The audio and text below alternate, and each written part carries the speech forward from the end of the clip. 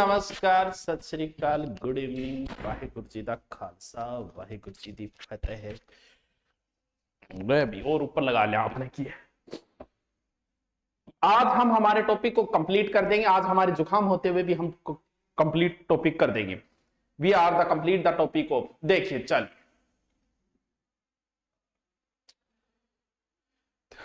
एक उपवेद भी है। उपवेद, हाँ, आजो आजो, गुड इवनिंग गैसरिया सपर संजय मेघवाल। अरे भाई प्रणाम संजय मेघवाल।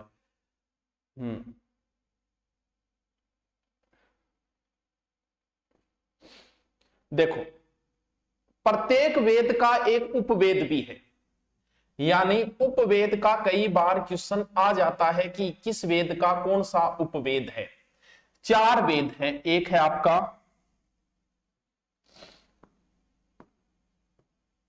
आपका ऋग्वेद, ठीक है। एक है आपका यजुर्वेद, एक है आपका सामवेद, और एक है आपका अथर्ववेद। प्रत्येक का अथर्ववेद, प्रत्येक का एक उपवेद भी है। कई बार प्रश्न पूछ लेता है कि ऋग्वेद का निम्न से को टॉपिक पूरा हो जाएगा, बहुत बोरिंग टॉपिक है। और आज, हाँ आज पूरा हो जाएगा मना। बोरिंग तो है थोड़ा बहुत है, क्योंकि रटना ऋषि चीजा इंग अंदर है। ऋग्वेद का उपवेद है आयुर्वेद। ऋग्वेद का एक उपवेद है जिसका नाम है आयुर्वेद। कौन लिखा था आयुर्वेद? आयुर्वेद के जो प्रणेता है वो थे धन्वंतरी।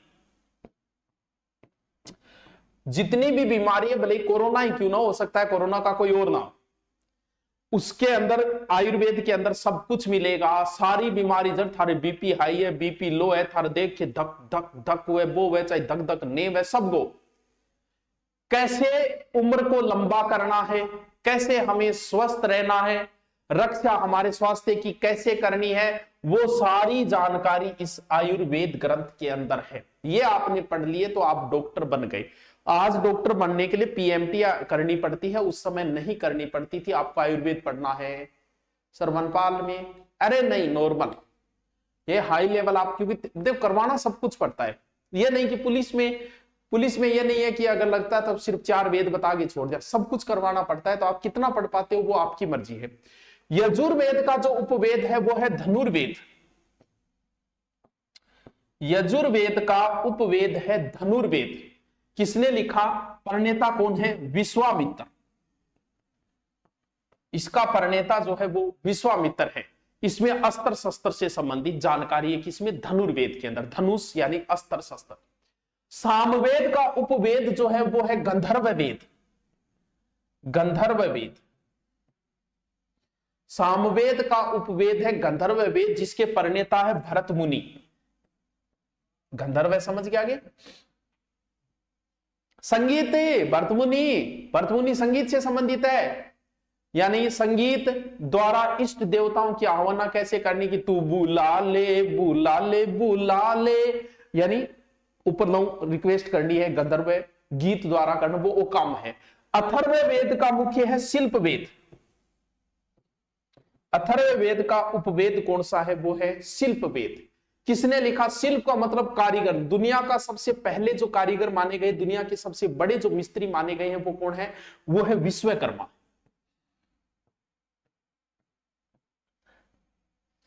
यानी इन्हें देवता जब भी कोई भवन बनाते थे, जहां थे कोई भवन बना होगा, बढ़िया मिस्त्री लाओ, तो देवता भवन से तो जब विश्वकर्मा कन जाता कि महाराज और एक बढ़िया सा महल बना के दो।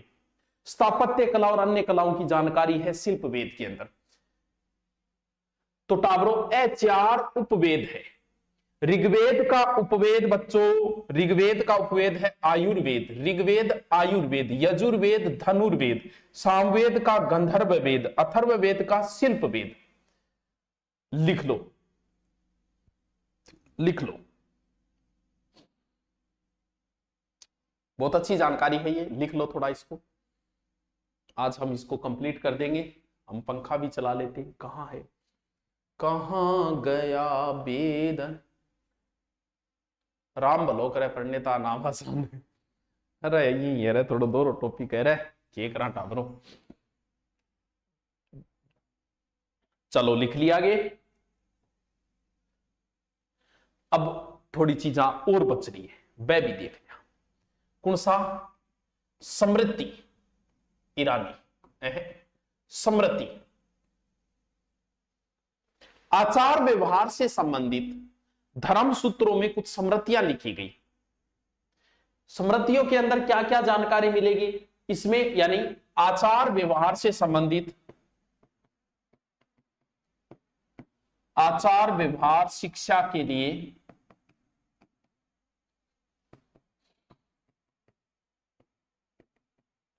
धर्म सूत्रों पर आधारित स्मृतियां लिखी गई। स्मृतियां लिखी गई। इसमें वर्णाश्रम व्यवस्था, राजा के कर्तव्य, विवाद का निर्णय और विविध विषयों पर प्रकाश डाला गया। यानी राजा के क्या कर्तव्य है कि राजन दुश्मन शरण में आ गया तो उसे माफ करो, इस प्रकार की बातें हैं राजा के कर्तव्य। वर्णाश्रम पद्म पुराण के अनुसार, किसके अनुसार? पद्म पुराण। पद्म पुराण के अनुसार कितनी स्मृतियां हैं? 36, लेकिन 6 ही स्मृतियां प्रसिद्ध है।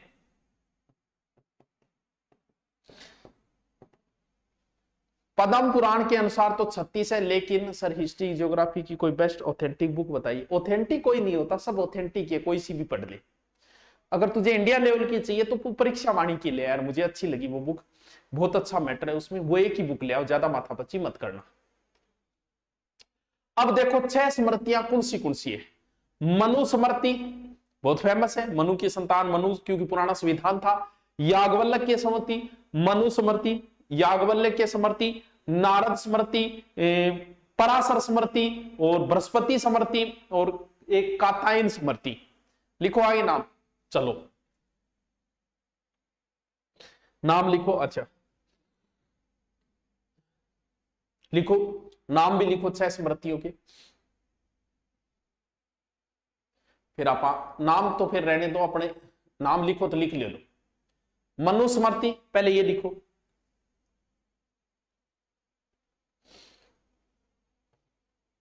देखो हमारी वाली किताब का क्या प्रचार करना है, लेके आओ, ले आओ, अच्छी बात है। 6 स्मृतियां मनुस्मृति,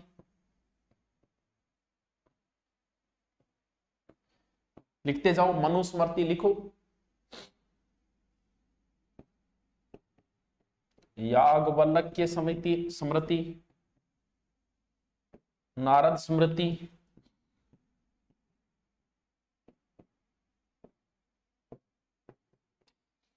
देखो लिख लिया गे। पाराशर स्मृति,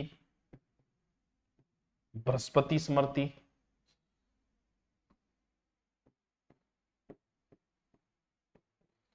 बृहस्पति स्मृति, लिखो लिखो।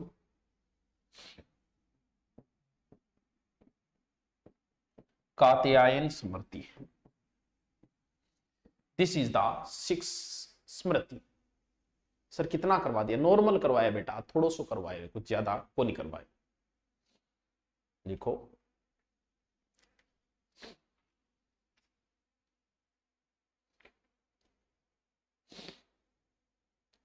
अब अगर 2 बात आप लिखना चाहो तो एक स्मृति के बारे में आप लिख सकते हो। कौन सी? मनुस्मृति। मनुस्मृति क्योंकि यह सबसे प्राचीन और महत्वपूर्ण स्मृति है। प्राचीन व महत्वपूर्ण, सबसे प्राचीन और महत्वपूर्ण स्मृति है। इसे हिंदुओं की प्राचीन विधि संहिता कहते हैं। यानी हमारा वर्तमान में हमारा संविधान है, उस संविधान के दोस्त जिद कर रहा है कि आपके लव मैरिज हुई है। सही बात है कि गुरुजी हुई है बेटी का बाप। देखो के बीच में, यानी आपको वर्तमान को संविधान, पुराना संविधान के अनुसार चाल तो मनुस्मृति के अनुसार, यानी हिंदुओं की प्राचीन विधि संहिता है ये।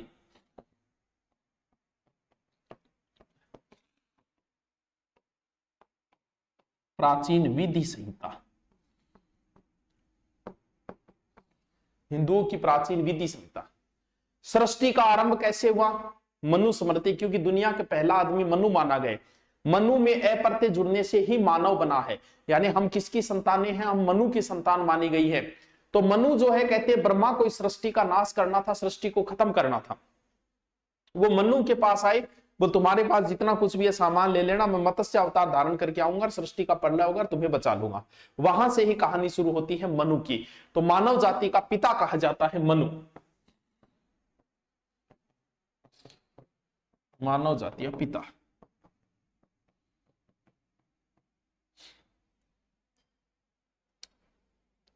राजस्थान ज्योग्राफी कब स्टार्ट होगी? अभी स्टार्ट नहीं हुई क्या? अब लास्ट लिख लो, लास्ट,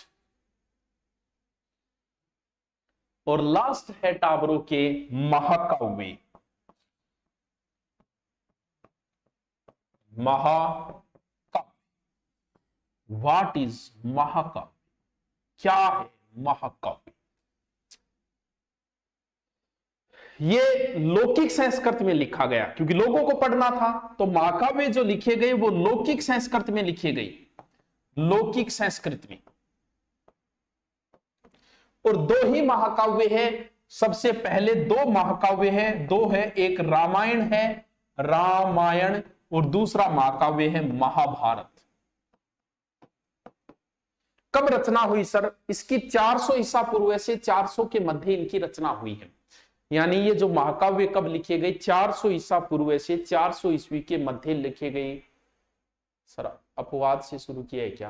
अपवाद है? अपवाद क्या मुंह? अरे हैं?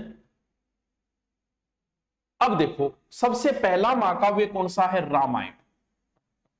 रामायण, क्योंकि रामायण पहले हुई है तो रामायण पहले पढ़ेंगे हम। इसे उपनाम है, इसे आदि काव्य, आदि काव्य कहते हैं इसे। रामायण किसने लिखी? सब जानते हैं कि रामायण जो है रचयिता कौन है? वाल्मीकि। याद रखने वाली सर चीज क्या है? रामायण के अंदर कितने कांड है, यानी पार्ट कितने हैं? एक प्रकार से इसके 7 लेसन है। सर्ग कितने हैं? 500 है। श्लोक कितने हैं? 2400 है। मूलतः इसमें 6000 श्लोक थे रामायण के अंदर। छंदों की तरह लिखी गई है रामायण। मूल याद करने वाली चीज है ये 7 कांड। सर सातों कांड की इंपॉर्टेंट है, बिल्कुल इंपॉर्टेंट है, प्रश्न आता है। सर्ग कितने हैं? 500। श्लोक कितने हैं? लगभग 2400 श्लोक है। मूलतः इसमें कितने थे? 6000। रामायण वैदिक सभ्यता समाप्ति कृष्ण रुक्मिणी कथा सुनाना, जो ऑफलाइन क्लास में सुनाई थी। अच्छा, रामायण के अंदर राम की कथा है। राम ही जाने राम की भाषा, राम की कथा है। टोटल 7 कांड है इसके अंदर। पहला और 7वां कांड बाद में जोड़ा गया है। 7 कांडों का हम वर्णन करते हैं, क्योंकि 7 के 7 कांड ही इंपॉर्टेंट है इसमें। देखो टाबरो, सबसे पहला कांड, सबसे पहले बच्चे का जन्म होगा तो राम का आएगा बाल कांड। इनका क्रम, और यहां से बहुत बार एग्जाम में प्रश्न आते। सबसे पहले है बाल कांड। सर व्हाट इज इन बाल कांड? राम का जन्म होता है, राम का बचपन है। वैसे कृष्ण के बचपन को ज्यादा पूजा गया है, राम के बचपन को इतना, कुछ जगह पे भगवान राम का बचपन भी पूजा जाता है, दक्षिणी भारत क्षेत्र, कई क्षेत्र। राम जब बड़े होते हैं तब विश्वामित्र के साथ वन में जाते हैं, वहां पर यज्ञ करते हैं, राक्षसों का वहां वध करते हैं, ताड़का वगैरह का वो, और सीता के साथ विवाह करते हैं। वो सारी की सारी चीजें किसके अंदर है? बाल कांड के अंदर है। शॉर्ट में, एकदम शॉर्ट में लिख देता हूं, राम का बचपन, और विश्वामित्र के क्या नाम, विश्वामित्र के साथ वन में जाना, वनगमन, और सीता विवाह, ये है बालकांड। बालकांड में जब वापस आते हैं तब अयोध्या के अंदर बड़ा उथल पुथल मचता है, और इसीलिए दूसरे कांड का नाम है अयोध्या कांड। क्यों? क्योंकि अयोध्या में तो उथल पुथल हो रही है राजनीति की। राजस्थान हिस्ट्री बेटा चिंता मत कर, तू होली के बाद में क्लास की शुरू करूंगा, क्लास ऑन लाइव। राम का राज तिलक होना था, राज्याभिषेक की तैयारियां चल रही है जोरों शोरों पर, रसोईया लगे हुए हैं, हलवाई बुलाए जा रहे हैं सब। और उसी समय और ऐसी घटना घटी कि केकई की वजह से राम को वनवास दे दिया गया और पुत्र भरत के लिए राज्याभिषेक मांगा गया। राजा दशरथ से एक बहुत पहले एक वर मांगा था, उस वर की पूर्ति के लिए ऐसा किया गया था। तो इसके अंदर राम वन की ओर चले जाते हैं और दशरथ राम को पुनः राजधानी लाने का असफल प्रयास भी करते हैं। वो सारी की सारी घटनाएं किसमें है? अयोध्या के अंदर है, यानी वन गमन लिख देता हूं शॉर्ट के अंदर। इस कांड का नाम है अयोध्या कांड। अयोध्या के अंदर जो घटनाएं होती है। अब भगवान राम 14 वर्ष तक वन में भटकते हैं और वन को कहा जाता है अरण्य। अब कौन सा कांड शुरू होगा? अब जंगल कांड शुरू होगा, अरण्य कांड शुरू होगा। एकदम क्रम से याद हो जाएगा आपको। सबसे पहले बच्चे का जन्म होता है, बाल कांड, फिर अयोध्या के अंदर उथल पुथल होता है, फिर राम वन को जाते हैं और दंडकारण्य वन की ओर जाते हैं। शायद वर्तमान में ये छत्तीसगढ़ में पड़ता है ये। वहां पर कई राक्षसों का वध भी करते हैं। पंचवटी में कुछ समय के लिए राम रहते हैं। रावण की बहन शूर्पणखा, सुर्प है के समान जिसके नख है, उससे भेंट होती है। खरदूषण वगैरह राक्षसों को मारा जाता है यहाँ पर। और फिर उसी समय रावण आता है और सीता का किडनैप, सीता का हरण, और उसके बाद में राम का करुण क्रीदन, यानी हे सीते हे सीते। वो सारी की सारी घटनाएं किसके अंदर है? वो सारी की सारी अरण्य कांड के अंदर है, यानी सीता हरण कह देता हूं, सीता हरण। और के नाम हो भी शूर्पणखा, शूर्पणखा, खरदूषण। कर्म से चलेगी आराम से। अब उनको एक मित्र मिलता है, एक अच्छा मित्र मिलता है, और मित्र की वजह से सब कुछ अब चेंजिंग हो जाएगा जंगल के अंदर, जिसे कहा किष्किंधा का राजा सुग्रीव। तो इसका नाम पड़ जाता है किष्किंधा कांड, किष्किंधा कांड। यह है बच्चों किष्किंधा कांड। केम छो गुरुदेव? एकदम बढ़िया। राम और सुग्रीव बहुत अच्छे मित्र बन जाते हैं। बाली का वध होता है और यहीं पर हनुमान जी और अन्य बांदरों के साथ सीता की खोज की ओर निकलते हैं। यानी किष्किंधा का राजा कौन है? बाली। बाली की हत्या, बाली की हत्या। फिर क्या होगा? सुग्रीव से मित्रता और सीता की खोज। ये चीजें आपके किस कांड के अंदर आएगी? किष्किंधा कांड के अंदर। और फिर जो सबसे इंपॉर्टेंट चीज है, जो आज भी प्रसिद्ध है, कि बस कुछ नहीं करना, नौकरी लगने के लिए एक सुंदरकांड पढ़ लो।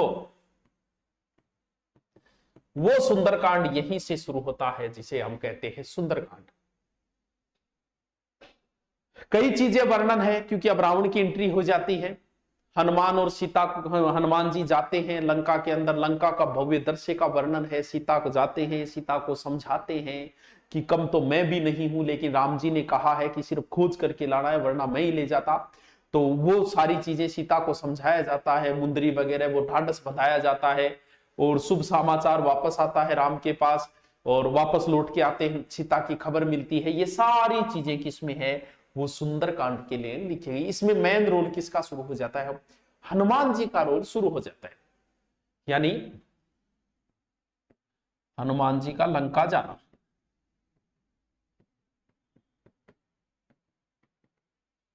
है सेकंड ग्रेड की भी डीप पढ़ाना पड़ेगा। हाँ, और फिर रावण, जब राम को पता चलता है तो राम जी ईंट से ईंट बजा जाते हैं और युद्ध शुरू हो जाता है। और यहीं से शुरू होता है बच्चों युद्ध कांड।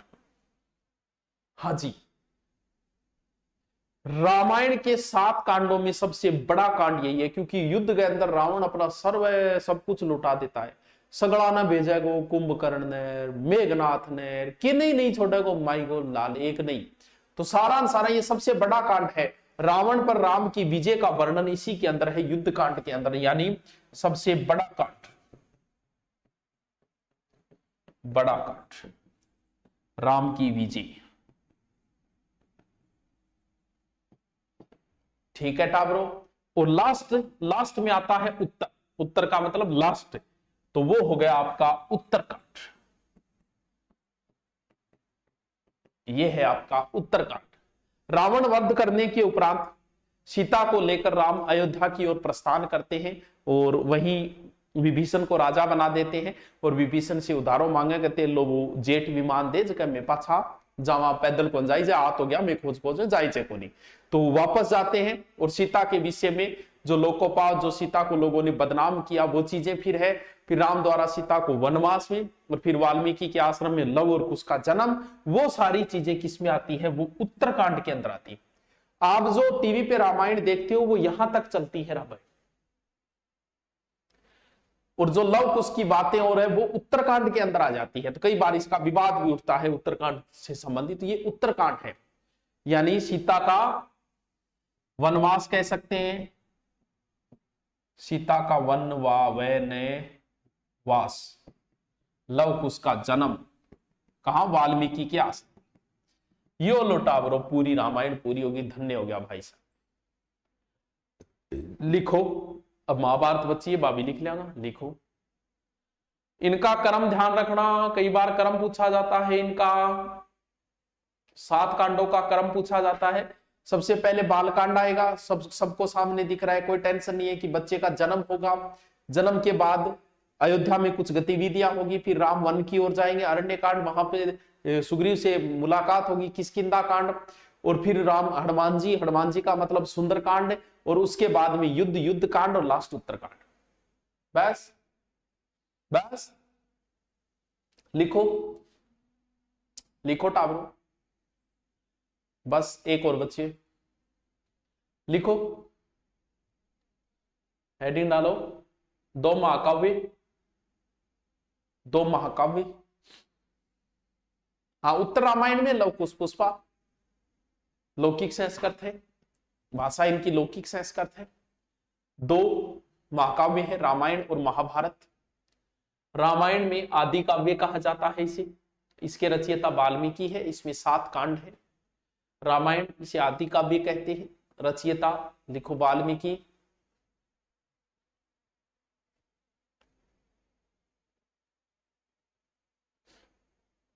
सात कांड है, सर्ग 500 है, श्लोक 2400 है। लिखो सबसे पहले बालकांड। बालकांड कौन सा टॉपिक है? ये वैदिक काल का अंतिम टॉपिक है, कल मौर्य काल शुरू होगा। बालकांड, राम के बचपन, विश्वामित्र, सीता विवाह, ये चीजें। आप आगे वाला रहने दो, आप बस ये नाम लिख लो। बालकांड क्रम से लिखना, पहला, दूसरा अयोध्या कांड, तीसरा अरण्य कांड, चौथा किष्किंधा कांड, 5वां सुंदरकांड, छठा युद्ध कांड और फिर उत्तरकांड। अरे संजय मेघवाल, ये लास्ट टॉपिक है महाकाव्य, यानी वैदिक सभ्यता के अंतिम टॉपिक। लिख लो, बालकांड, अयोध्या कांड, अरण्य कांड, किष्किंधा कांड, सुंदरकांड, युद्ध कांड, उत्तरकांड।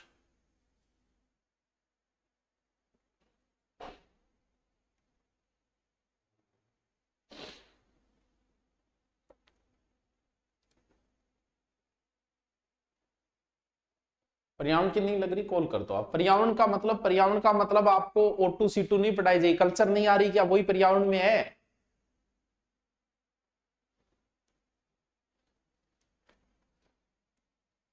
चल लास्ट, महाभारत दूसरा महाकाव्य है। महाभारत, महाभारत इतना बड़ा है, इतिहास काव्य कह सकते हैं इसे, उपनाम है इतिहास काव्य। साथ साथ लिखते जाना, इसे इतिहास काव्य तक कहा जाता है। इतना बड़ा है कि इसे पंचम वेद तक कहा जाता है, पंचम वेद। और महाभारत के रचयिता कौन है? वेद व्यास जी, इसके रचयिता है वेद व्यास। वेद व्यास जी को द्वैपायन भी कहा जाता है। द्वैपायन मतलब द्वीप में पैदा हुए।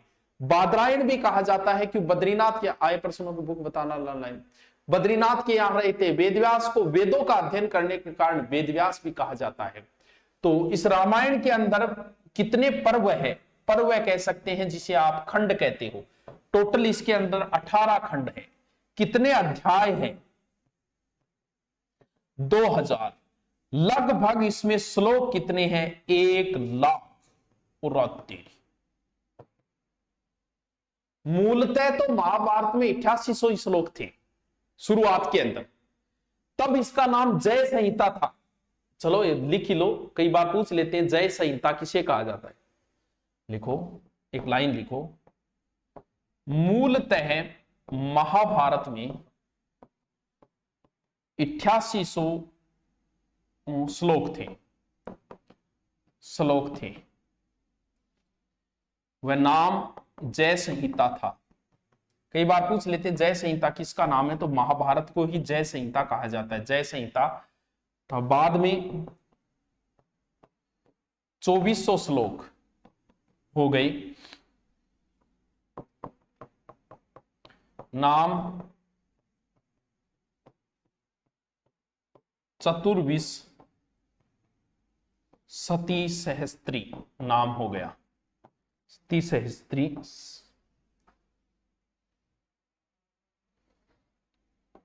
संहिता,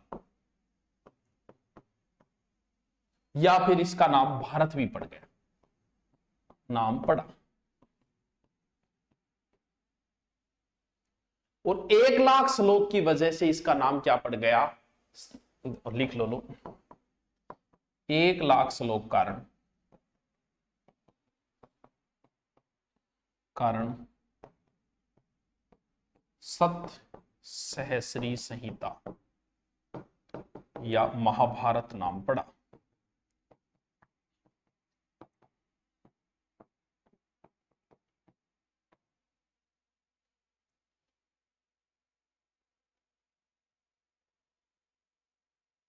ठीक है, देखो महाभारत का ही एक पार्ट है क्या, भगवत गीता। ये वैसे महाभारत का ही एक पार्ट है, महाभारत का ये एक अंश है, यानी महाभारत का अंश। महाभारत का एक छठा सर्ग है भीष्म सर्ग, महाभारत का छठा सर्ग भीष्म सर्ग, ये भीष्म सर्ग का ही एक पार्ट है भगवत गीता। ध्यान रखना इस चीज का, ये कोई अलग से नहीं है, ये महाभारत में से बढ़िया चीजों को बाहर निकालिए, जो गीता का ज्ञान था उसे। यानी मैं लिखूंगा कि इसे महाभारत के छठे पर्व भीष्म पर्व से लिया गया है, इस चीज को याद रखना, लिया गया। यानी इस भगवत गीता में कितने अध्याय है, भगवत गीता में टोटल 18 अध्याय है। श्लोक कितने हैं भगवत गीता में, 700 श्लोक है टोटल। रट लो, निहाल हो जाओगा, जरूरत को नहीं कोई नौकरी की। इतना अच्छी बातें हैं इसके अंदर कि इसे उपनिषदों का सार कहा जाता है। भगवत गीता तो उपनिषदों का सार है। ये भक्ति सिद्धांत सर्वप्रथम भगवत गीता के अंदर ही आया था। भक्ति सिद्धांत का सर्वप्रथम निरूपण गीता में हुआ है। लिखो, भक्ति सिद्धांत सर्वप्रथम निरूपण गीता में हुआ है। गीता। अब आपसे पूछ ले कि महाभारत का सबसे बड़ा पर्व कौन सा है। देखो, एक एक लाइन के प्रश्न है। महाभारत का सबसे बड़ा पर्व है 12वां, क्या नाम है, शांति पर्व है। शांति पर्व। सबसे छोटा पर्व है 17वां, पांडु जाति है व्यक्ति, पांडु नाम का व्यक्ति था जिसके पांडव कहलाए। ठीक है, लिखो, सबसे छोटा पर्व है 17वां, जिसका नाम है महाप्रस्थानिक पर्व।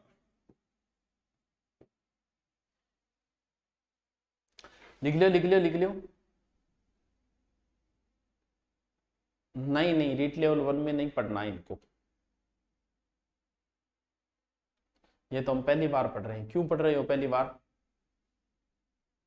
देखो, गीता में महाभारत का युद्ध 18 दिन चला, इसके अंदर 18 है, उसके अंदर 18 है, पुराण भी 18 है। 18 की संख्या बहुत बढ़िया है? चलो एक चीज लिख लो, पुराण की भी 2 बात लिख लो 2 बातें लिखो। पुराण, पुराण का अर्थ होता है प्राचीन वर्णन। पुराणों का संकलन भी किसने किया? वेद व्यास ने। संकलन वेद व्यास। कितने पुराण है? कुल पुराण है 18। संसार की सृष्टि, प्रलय के बाद पुनः सृष्टि, राजा ऋषियों के वंशों का वर्णन और कलयुग के प्रतापी राजाओं का वर्णन, वो सारी चीजें किसमें है? वंशावली जो है ना आपके, मौर्य, गुप्त, इनकी जानकारी हमने पुराणों से ही उठाई है कुछ जानकारियां। तो ये पुराण है, थोड़ा सा ध्यान रखना, 18 पुराण है, ठीक है। लास्ट लिख लो, लास्ट। अब ज्यादा कुछ नहीं करना, कुछ दर्शन है, बस 2-3 एक है जहां से कई बार प्रश्न आए हैं, इसलिए लास्ट में लिखवा देता हूं। यहां पर आपका एक दर्शन होगा, उस दर्शन को देने वाला कौन है? प्रतिपादक।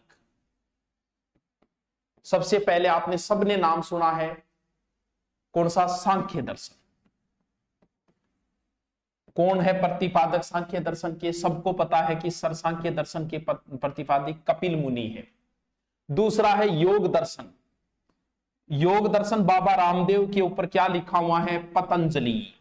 क्योंकि योग दर्शन का प्रणेता कौन है? पतंजलि। पतंजलि ने सारा का सारा आसनाता, कपाल भांति वगैरह से आती पतंजलि ने। फिर न्याय दर्शन का कौन है? अक्षपाद गौतम। न्याय दर्शन का है अक्षपाद गौतम। अक्षपाद गौतम न्याय दर्शन का प्रणेता, कई बार पूछे गए यहां से प्रश्न। और वैश्विक दर्शन, इनको रटना, वैश्विक दर्शन। इस दर्शन के जो प्रणेता माने गए हैं वो उल्लूक कणाद माने गए हैं। कौन? उल्लूक कणाद इस दर्शन के प्रणेता है। फिर मीमांसा दर्शन, इसके जेमिनी है। मीमांसा दर्शन के प्रणेता कौन है? जेमिनी। बस लास्ट पूरा हो गया अपना टॉपिक। साथ साथ लिख ले, समझाना रही कोई बात को नहीं जदे। और वेदांत दर्शन का है बादरायण। बादरायण आल्य, वेदव्यास भी कह सकते हैं ये लोग। अल्योटा प्रभु। राम राम सार राम राम।